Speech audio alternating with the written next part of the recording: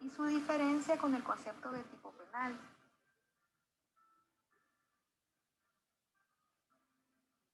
La tipicidad es la primera categoría de la teoría jurídica del delito y no debe confundirse con el concepto de tipo penal. El tipo penal es la creación o redacción legislativa del delito, es decir, es la descripción que la ley penal hace de una conducta o hecho que estima ilegal y digno de una sanción penal, y se representa en la redacción de uno o varios artículos en el Código Penal. Tipicidad, en cambio, es la adecuación exacta de una conducta o un hecho a ese tipo penal que se describe en la ley. A la tipicidad también se le puede llamar conducta típica o tipicidad de la conducta. Veamos un ejemplo del concepto de tipo penal. El artículo 212 del Código Penal salvadoreño contiene la descripción legal del delito de robo, señalando lo siguiente: el que con ánimo de lucro para sí o para un tercero se apoderare de cosa mueble, total o parcialmente ajena, sustrayéndola de quien la tuviera en su poder mediante violencia en la persona, será sancionado con prisión de 6 a 10 años. La violencia puede tener lugar antes del hecho para facilitar su ejecución, en el acto de cometerlo o inmediatamente después para lograr el fin propuesto o la impunidad. Toda esa descripción que hace la norma penal, es decir, ese texto legal, es a lo que se le denomina el tipo penal. Por lo tanto, tipo penal será equivalente a decir descripción legal del delito. Ahora veamos un ejemplo de tipicidad. Lorenzo es un joven que desea comprarse un teléfono celular de gama alta, pero como no tiene dinero porque no quiere trabajar, decide que lo va a obtener a cualquier costo. Así que llega al estacionamiento de un supermercado llevando consigo un arma blanca o un cuchillo, pretendiendo asaltar a algún cliente del supermercado para obtener el dinero que necesita. De modo que ve salir del supermercado a una señora y antes de que ella se suba a su camioneta, Lorenzo la intercepta, la amenaza con el cuchillo en su cuello y le arrebata su billetera. Luego sale corriendo con la billetera de la señora conteniendo en su interior $500. Entonces la pregunta en este caso es la siguiente: ¿acaso la conducta de Lorenzo se adecúa al tipo penal de robo contenido en el artículo 212 del Código Penal? Para responder a esta pregunta hay que plantearnos otras interrogantes que surgen de la misma descripción del tipo penal de robo que ya vimos. Por ejemplo, ¿Lorenzo tenía ánimo de lucro en su conducta? Sí, sí la tenía. ¿Se apoderó de una cosa ajena? Sí, sí lo hizo. ¿La sustrajo de quien la tenía en su poder? Sí, sí lo hizo. ¿Usó violencia en la persona? Sí, sí lo hizo. Entonces, habiendo verificado los datos de estas interrogantes que surgen del mismo tipo penal, ya podemos respondernos a la primera gran pregunta, que es: ¿acaso la conducta de Lorenzo se adecúa al tipo penal de robo del artículo 212 del Código Penal? Y la respuesta es que sí, la conducta de Lorenzo efectivamente se adecúa al tipo penal de robo contenido en el artículo 212 del Código Penal, porque como ya vimos, todos los elementos descritos en el tipo penal se reflejan en la conducta de Lorenzo, por lo que a esa adecuación de la conducta a la descripción del tipo penal se le denomina tipicidad o tipicidad de la conducta o conducta típica. En otras palabras, si la conducta de Lorenzo en su totalidad se encuentra contenida en la descripción del tipo penal de robo, podemos decir que existe tipicidad, tipicidad de la conducta o conducta típica. Por el contrario, si una conducta, por muy reprochable que sea, no encuadra de manera exacta en la descripción que hace el tipo penal, no habrá ningún delito y operará la denominada atipicidad de la conducta. Por ejemplo, en el mismo caso de Lorenzo, podríamos variar los hechos diciendo que ve salir del supermercado a una señora y antes de que ella se suba a su camioneta, Lorenzo observa que a la señora se le cae al suelo su billetera. Así que Lorenzo llega corriendo cerca del vehículo, recoge la billetera que contiene $500 en su interior y sale corriendo llevándose consigo la billetera y el dinero de la señora. Como podemos ver en este segundo ejemplo, la conducta de Lorenzo cambia ligeramente y nos volvemos a hacer la pregunta: ¿acaso la conducta de Lorenzo se adecúa al tipo penal de robo contenido en el artículo 212 del Código Penal? Para respondernos, veamos de nuevo las siguientes interrogantes. ¿Lorenzo tenía ánimo de lucro en su conducta? Sí, sí la tenía. ¿Se apoderó de una cosa ajena? Sí, sí lo hizo. ¿La sustrajo de quien la tenía en su poder? Sí. ¿Lorenzo usó violencia en la persona? No, definitivamente que no. Entonces, habiendo verificado estas interrogantes, ya podemos respondernos a la primera gran pregunta. ¿Acaso la conducta de Lorenzo se adecua al tipo penal de robo contenido en el artículo 212 del Código Penal? Y la respuesta es que no. La conducta de Lorenzo no se adecua totalmente al tipo penal de robo contenido en el artículo 212 del Código Penal, porque el elemento violencia que forma parte de la descripción del tipo penal no se encuentra presente en la conducta de Lorenzo. Por lo tanto, no hay tipicidad de la conducta, o en otras palabras, su conducta es atípica del delito de robo, o en otras palabras, tendremos atipicidad de la conducta. Con el ejemplo anterior, no estoy diciendo que Lorenzo no haya cometido un delito. Lo que estoy diciendo es que su conducta no es constitutiva del delito de robo contenido en el artículo 212 del Código Penal, por ser una conducta atípica de ese tipo penal, por no haberse reflejado en su conducta el elemento objetivo de violencia. Por supuesto que él habrá cometido otro delito, por ejemplo, el delito de hurto contenido en el artículo 207 del Código Penal, para el cual su conducta sí cumple con los requisitos de la tipicidad. Pero el objetivo en este caso es que puedas comprender el significado de la tipicidad de la conducta y atipicidad de la conducta. Esto es importante de que lo sepas porque cuando no hay tipicidad de la conducta, tampoco hay delito que sancionar, a menos que esa conducta se pueda enmarcar en otro tipo penal como hemos visto en estos ejemplos.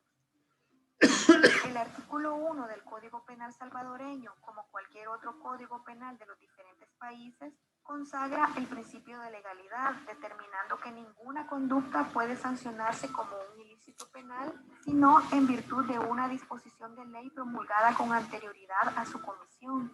Ello implica que la ley debe contener de forma precisa todas las circunstancias del hecho y de las consecuencias jurídicas asociadas al mismo. La tipicidad es la categoría del delito a la que se le encomienda esa función garantizadora del principio de legalidad, en razón de que por medio del tipo penal la ley delimita las conductas sancionadas. Como conclusión podemos decir que el tipo penal es la creación o redacción legislativa del delito, o la descripción que la ley penal hace de una conducta o hecho que estima ilegal, y se representa en la redacción de uno o varios artículos en el Código Penal. Tipicidad, en cambio, es la adecuación exacta de una conducta o un hecho a ese tipo penal que se describe en la ley. A la tipicidad también se le puede llamar conducta típica o tipicidad de la conducta.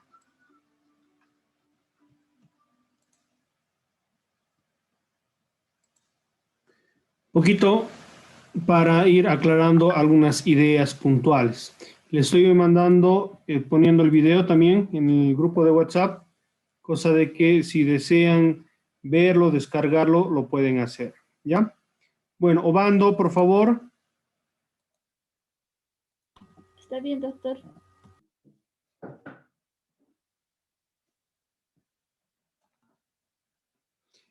Perdón, todos ya colocaron su nombre en el chat, ¿verdad?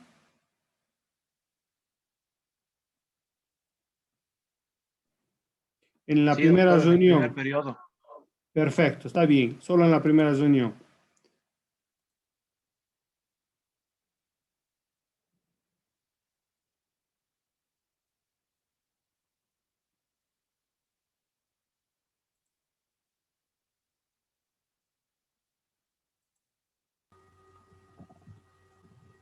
Solo en la Doctor, primera reunión tienen que poner su nombre.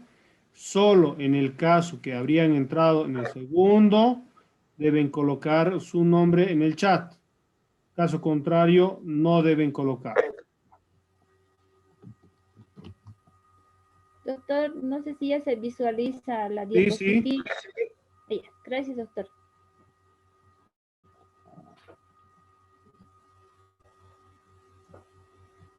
Buenas noches, doctor. Buenas noches, compañeros. Voy a reiterar el tema 11, la ausencia, la tipicidad y su ausencia.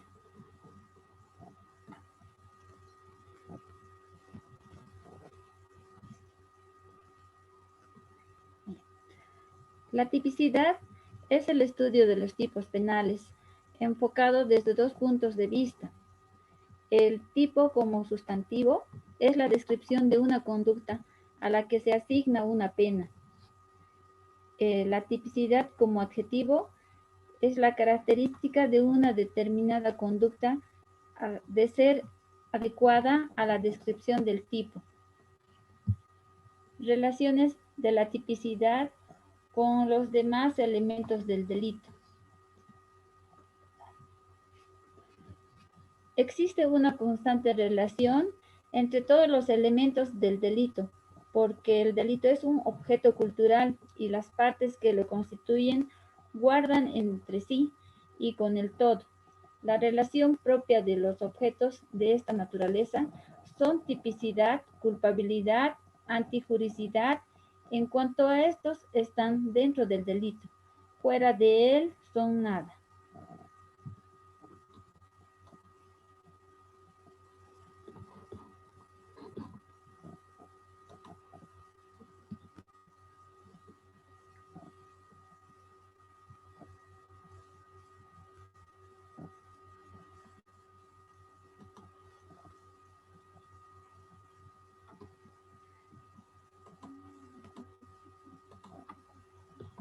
Un momentito, doctor, por favor.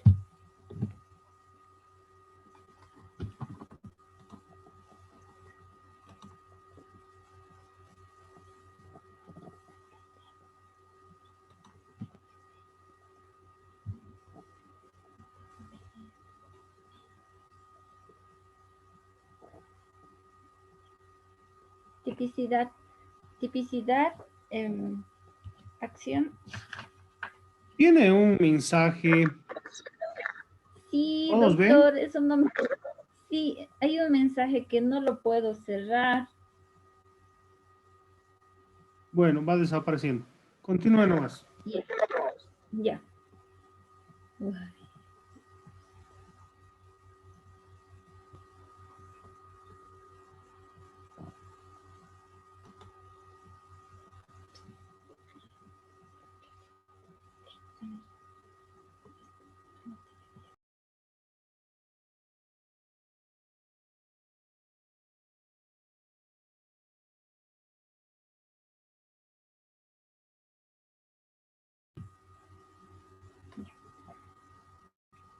Tipicidad, acción. La acción debe ser típica por la esencia misma de la tipicidad. Toda acción, por antijurídica y culpable que sea, si no es incluible en los tipos legalmente establecidos, lo atípico significa una acción no punible o viceversa. Tipicidad, antijuricidad. Relación de la tipicidad con la antijuricidad. Para Belin, la antijuricidad se presenta independientemente de la tipicidad. Para Mayer, si bien la tipicidad no decide la existencia de la antijuricidad, puede considerarse un indicio de ella. Y para Mesger, la tipicidad denota con su sola presencia la existencia de la antijuricidad. Tipicidad, culpabilidad. La culpabilidad ha de ser la correspondiente al delito de que se trata, es decir, que cada delito tiene en el sentido expuesto su culpabilidad. Importancia de la doctrina del tipo. Reviste misión de garantía para la comunidad al no ser perseguidos penalmente por conductas que no poseen la característica de tipicidad.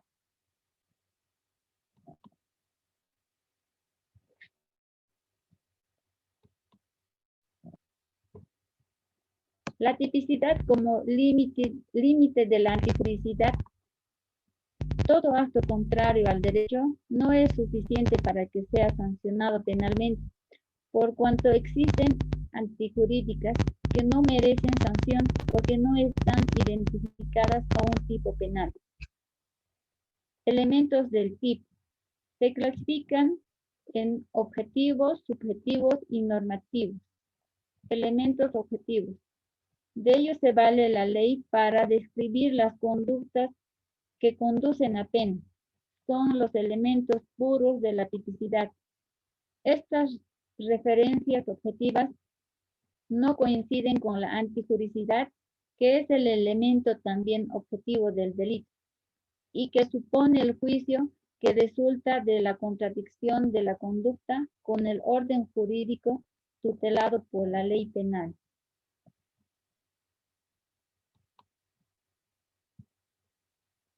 Elementos subjetivos. Son referencias al sujeto adjetivo que frecuentemente aparecen en las figuras delictivas, relacionado exclusivamente a la culpabilidad, por lo que este elemento está ligado al dolo y la culpa del sujeto que ejecutará la acción. En este elemento se toma en cuenta las intenciones o propósitos del delincuente. Elementos normativos. Se refiere a la valoración jurídica que se hace sobre la conducta, tomando en cuenta datos o referencias de la comisión del delito. Ausencia de tipicidad. Toda acción que no reúna las características contenidas de alguna de las figuras de la parte especial no es delito.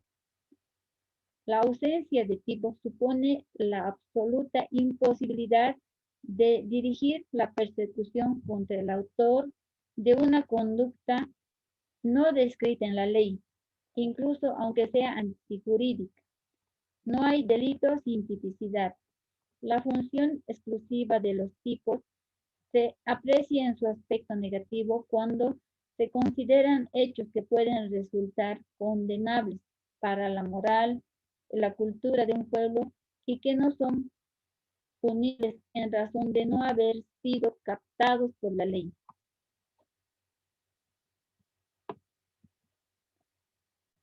Sería todo, doctor.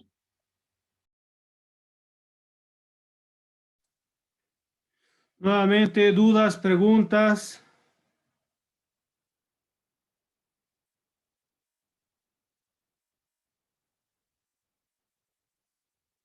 ¿Hay dudas, preguntas?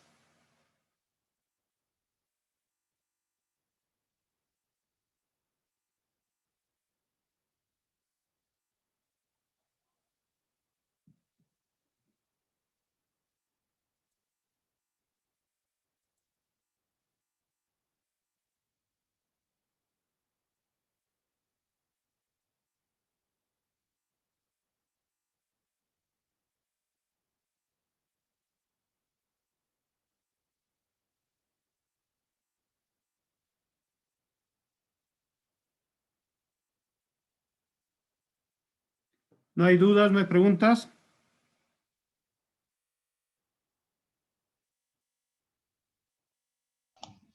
Creo que no, doctor.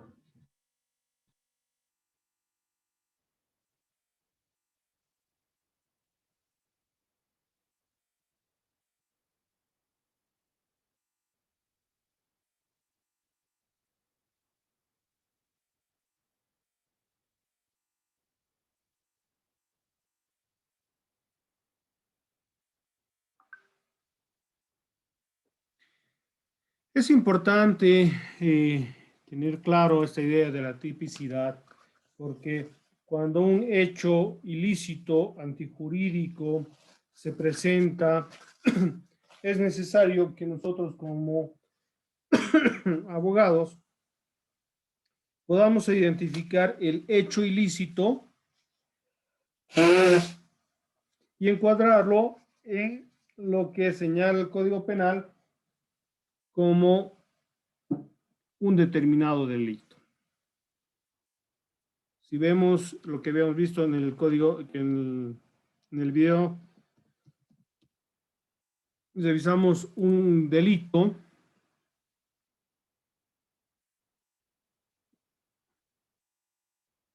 por ejemplo, como la estafa,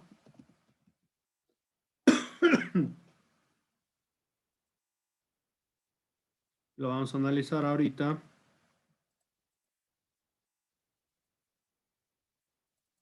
Ya. A ver, lo vamos a ampliar un poquito para que se vea mejor. Ya. Aquí tenemos un delito que dice, textualmente vamos a leer íntegro y después vamos a ir desmenuzando lo que corresponde para identificar si un hecho constituye o no constituye estafa, porque muchas veces los abogados tratan de utilizar el ilícito de estafa para presionar a algunas personas para que vayan cumpliendo algunas obligaciones, por ejemplo, los préstamos, que en realidad, digamos, sería una equivocación tratar de penalizar el cumplimiento de una obligación si sabemos que eso tendríamos que recurrir a la vía civil. ¿Ya? Decimos, el artículo 35 dice, estafa el que con la intención de obtener para sí o un tercero un beneficio económico indebido, mediante engaños o artificios, provoque o fortalezca error en otro que motive la relación de un acto de disposición patrimonial en perjuicio del sujeto en error o de un tercero, será sancionado con reclusión de 1 a 5 años y con multa de 60 a 200 días. Ahí hablamos claramente de que este ilícito tiene características singulares, las cuales van a determinar si un hecho constituye o no constituye en el ilícito correspondiente. Entonces, como les decía, para poder identificar tenemos que analizar el mismo y vamos a ir viendo en qué circunstancias es estafa. Dice, primero hay que ver esta primera parte, el que con intención de obtener para sí o un tercero un beneficio económico indebido. Es necesario que una persona trate de buscar su beneficio propio o un beneficio económico de una tercera persona. Estamos hablando que la estafa tiene su principal característica el ámbito económico, monetario, dinero, bienes, patrimonio, ¿no? El segundo punto sería mediante engaños o artificios provoque, fortalezca error en otro que motive la realización de un acto. Es decir, mediante engaños o artificios va a provocar, digamos, un daño económico a una persona, ¿no? Y el tercer punto, disposición patrimonial. ¿Qué quiere decir? Que el autor va a convencer a su víctima de que le haga entrega un bien, un patrimonio, ¿no? Mediante artificios, buscando obtener un beneficio económico para sí o para tercero, dice, ¿no? Que va a causar un daño económico a la víctima. Entonces, esos tres puntos tenemos que ver para considerar que constituyen estafa. Viendo, por ejemplo, el tema de una obligación contractual de un préstamo de dinero, podría ser, digamos, la intención de obtener para sí o un tercero un beneficio económico, claro que sí, porque estamos hablando de que se presta una persona dinero con la idea de poder obtener ese dinero, va a haber la disposición patrimonial, pero en esa circunstancia no hay el artificio, el engaño que cause obviamente tanto la disposición o el beneficio económico, porque sabemos que un contrato de prestado de dinero, las partes conocen el hecho que va a ser la entrega de un dinero bajo la promesa de que se lo va a restituir, ¿no? Más intereses que debería entregar el deudor al acreedor.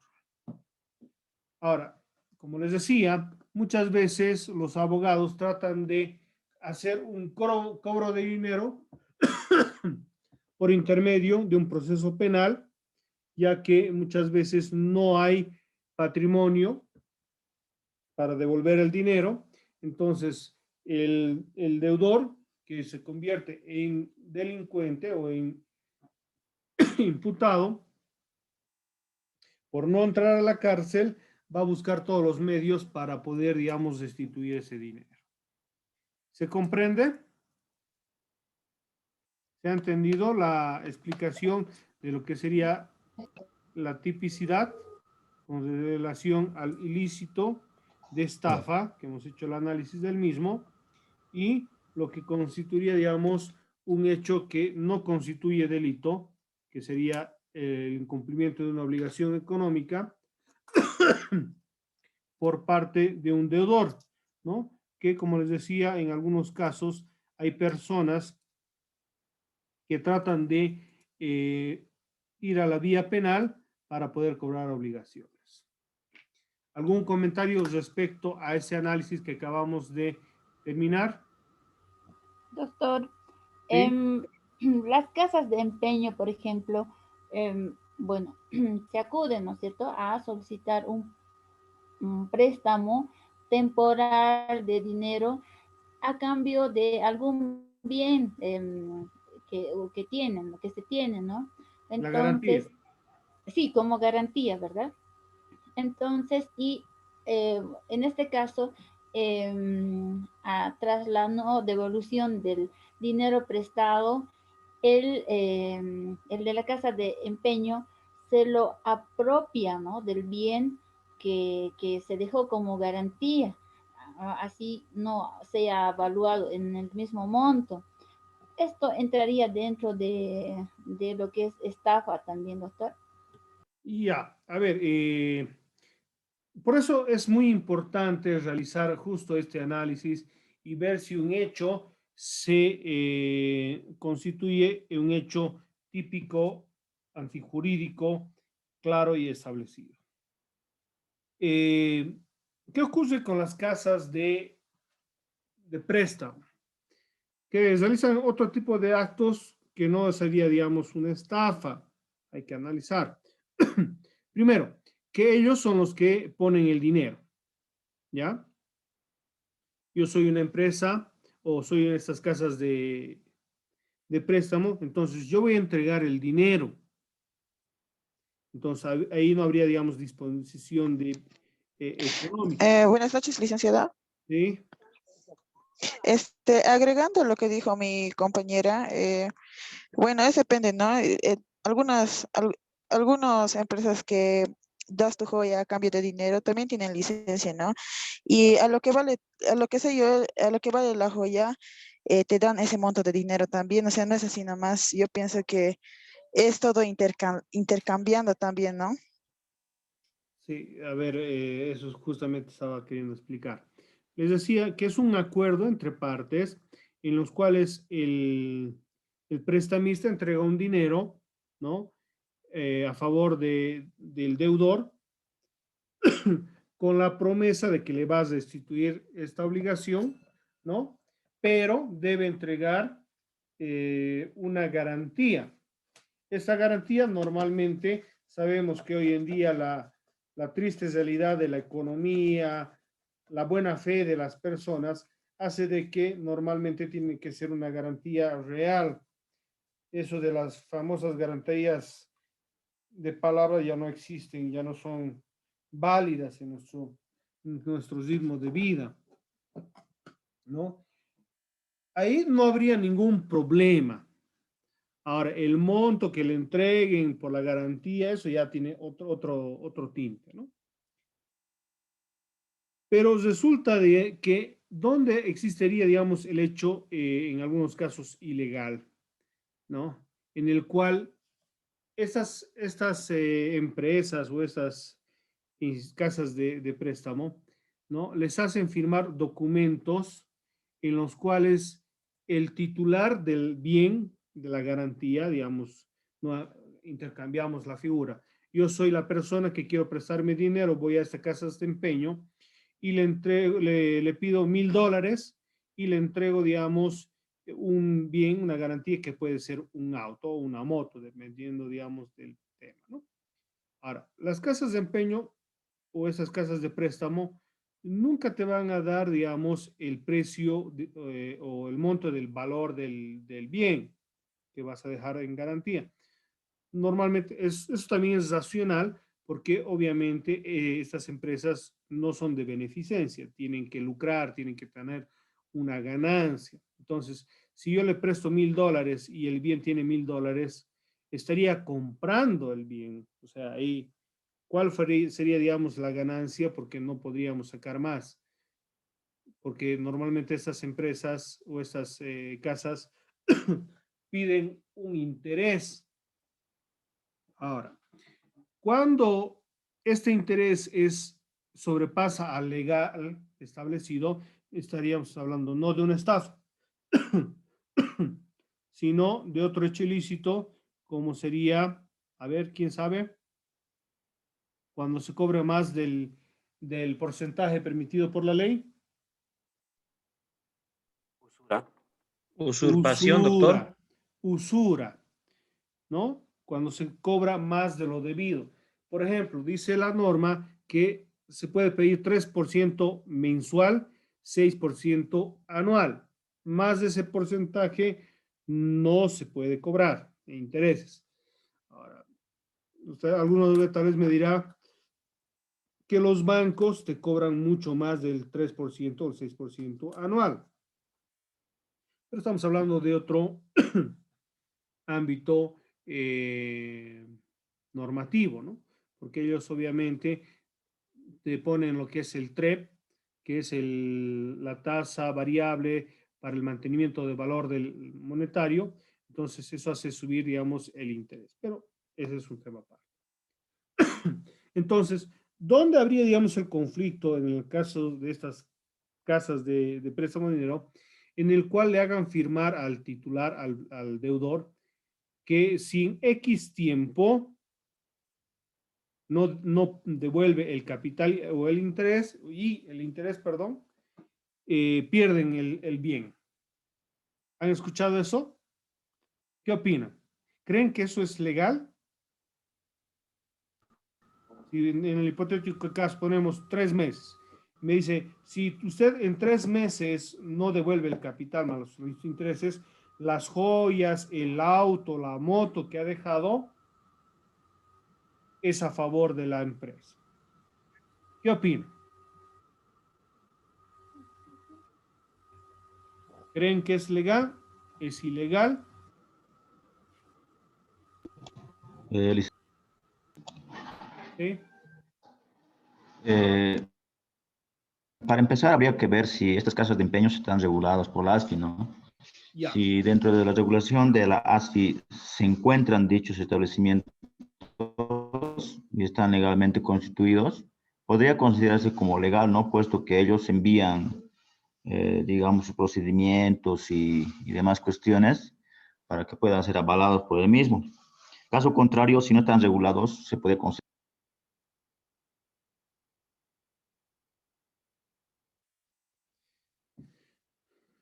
Se ha apagado su micrófono. Estas casas de empeño anteriormente no estaban reguladas. Era un hecho que salía de la regulación normativa. Pero estos últimos tiempos han empezado a regularse con el fin, digamos, de ir controlando sus ganancias, cobrar impuestos. En ese sentido, o sea, se está regulando, ¿no?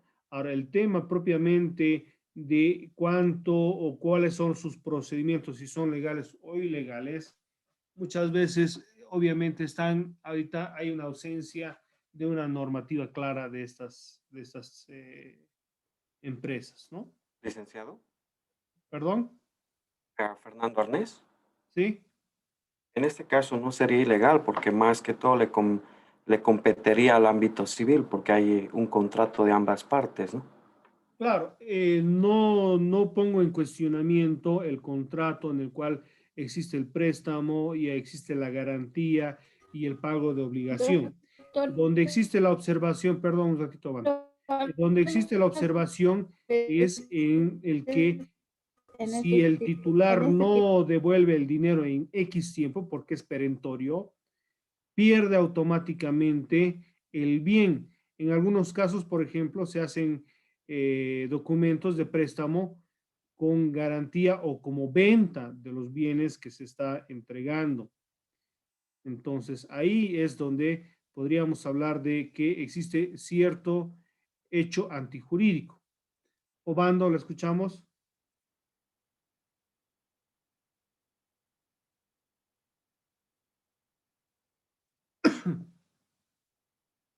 ¿Se ha salido Obando?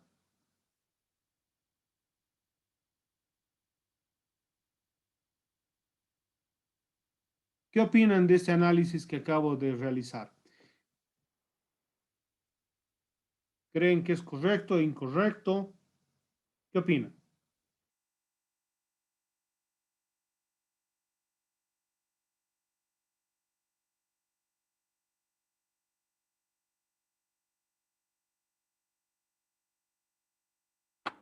¿Sería atípico? Sí, sí, porque obviamente no hay una norma que los regule, que los reconozca como hecho ilícito, pero sí considerando de que hay un daño, ¿no? O podría verse, digamos, un abuso de confianza, se podría ver, digamos, en la vía civil una nulidad de contrato y pedir la restitución del bien, ¿no? En algunos casos, también estas casas de empeño, no quiero decir todas, algunas, ¿no? Hacen un abuso de esto, de la necesidad de las personas y obviamente sus intereses son bastante altos. Entonces estaríamos hablando de que entran dentro de lo que hemos dicho, la usura, ¿no?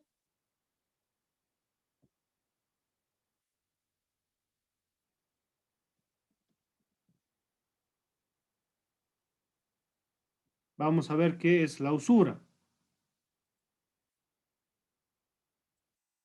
El Código Penal lo ve en el artículo 360 y dice usura, el que aprovechando la necesidad, la ligereza o la inexperiencia de una persona, diere en cualquier forma para sí o para otros valores o especies a cambio de intereses superiores a los fijados por ley u otras ventajas pecuniarias evidentemente desproporcionadas por la prestación. Será sancionado con reclusión de 3 meses a 2 años y multa de 30 a 100 días. Se aplica la misma pena al que sabiendo adquiere, transfiera o hiciere valer el crédito usuario o el intermediario o testaferro o cooperador. En este caso estaríamos hablando de la usura como hecho, ya no como estafa, como en algún momento preguntaba su compañera, ¿no? Entonces vemos que ese hecho tenemos que irlo adecuando a un tipo penal. El artículo 361 nos habla sobre la usura agravada, dice, la sanción será agravada en una mitad y multa hasta 100 días si el autor fuera prestamista o comisionista, usuario profesional o habitual, cuando se hubiera empleado cualquier artificio o engaño para obtener el consentimiento de la víctima, si el hecho fuere encubierto mediante otras formas de contrato, aún de manera cláusula penal, se fije intereses. Si el hecho constituye alguna de las formas del anatocismo. Entonces aquí vemos claramente que muchas de estas empresas, no todas nuevamente, quiero aclarar, de que puede entrar en lo que sería no estafa, sino usura.